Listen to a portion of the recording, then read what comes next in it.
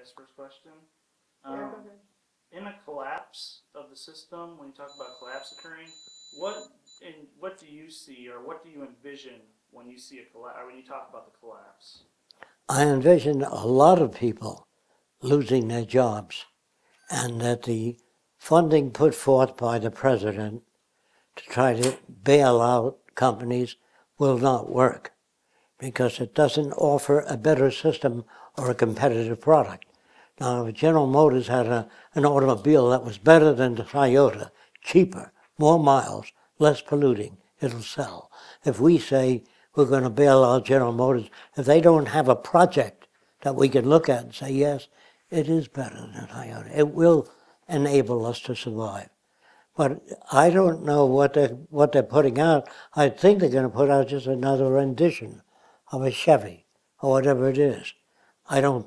I've never seen any product that I feel would be non-competitive, meaning cheaper, faster, better, lighter, longer lasting, then you'll survive. If your products aren't that, you'll sell a few. And if people don't have the purchasing power to buy your car, unless you give the banks money to lend them money. So it doesn't make sense. What Obama is doing, to me, doesn't make sense. I believe he feels that industry is the core of American enterprise. And if you give money to industry, they will hire people. But if you give money to people, they will purchase things. And that industry will take care of that. If you got an order for 10,000 cars, you can get the money from the bank. But don't give it to industry. That's not the answer. Unless industry presents you with a blueprint of a product that's competitive. Does that answer your question? Well, I was thinking in terms of the collapse. I mean, do you see just a collapse of the financial systems and kind of like okay, I see what you want to know. Depression, or do you see it going on more than that, where we have like basic systems coming down, like the electrical grid, things like that? How bad of a disaster are you envisioning that it will take? Well, I tell you what I envision, okay? I envision millions of people with lack of purchasing power, medical care. Then, as it gets worse, since they're cutting back on spending of funding and food for the hungry, if they cut back, they're going to have mass riots.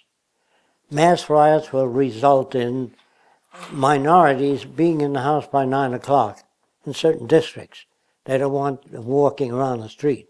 So they'll be imprisoned or put in the house, or stay in your house, and you come out tomorrow morning at 7. That's okay. They will regulate the time. It's called fascism.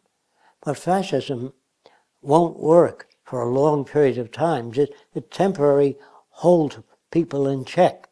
But if they can't, if there's no purchasing power, insufficient purchasing power, they can't maintain a police force or army.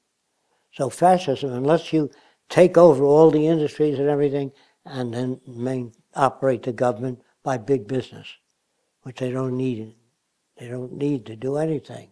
They make the laws, you obey them, or you're out. I see fascism as probable. I see chaos, riots, all kinds of trouble. More crime, people break-ins. I see cars for sale very cheap because people don't have money, and the housing problem will continue because the government doesn't offer anything. Government meaning, in order for a money system up, they have to tax some people to get the money. If most people are not working, you can't tax them. So you have to cut back on medical care, education, all the other areas that the system can't support. That chaos means when the government steps in finally and says, 9 o'clock is the time you go in your house, the government will regulate that. Government meaning industry. That's what I mean by government. There's no real government, you know. They just are. Obama is elected, but we're operating according to Republican standards, as I understand it. I don't see any change. He's building a bigger army, sending more munitions out there in the war zone. We have bases all over the world. He hasn't changed that. They're not dealing with the problem, in other words. The problem is all nations need access to resources. If you deprive them of that, there's going to be trouble. No matter how many treaties you sign, if the treaty doesn't serve the interest of that nation, we sign treaties and break them because it doesn't serve our interest. You understand? But the signing of the treaty temporarily quells a lot of noise. So Obama really doesn't know what to do. He just has a lot of advisors, but they're all advisors within the monetary system. That's your problem. It's like in the early days of primitive society, the guys would advise people to get their bow and arrows together there, you know, only within the context of that system. We don't have an area in Washington called problem solving, where it's like a Pentagon. How do you do this? What do you do about traffic accidents? And the authority to act, not merely gather that more people are killed this month than last month, but it's quieter down this month. Next month, the death rate is higher. They has no authority to act. Without the authority to act, you know what I mean? You have nothing. So we would have what's called a special contingencies department that have immediate access to food. In case there's an earthquake, they act. They don't have to go to Congress and tell them what the problem is. They act. They have the right, the vehicles to act with. So I don't have any, there's very few meetings. Like if there's a terrible earthquake in Japan, I think I told you we would use the North and South Pole to store surplus food. That would be accessible to any nation that had a problem, as immediate as we could make it. There are airplanes that carry the food and drop it, or whatever other means there are for transporting. Now, when you figure the cost of war, they usually tell you how many billions of dollars was spent on the war, but the real problem is the 500 ships sunk with copper, brass, all kinds of materials. We were transporting war tanks to Europe, and the German submarines sank about 500 ships.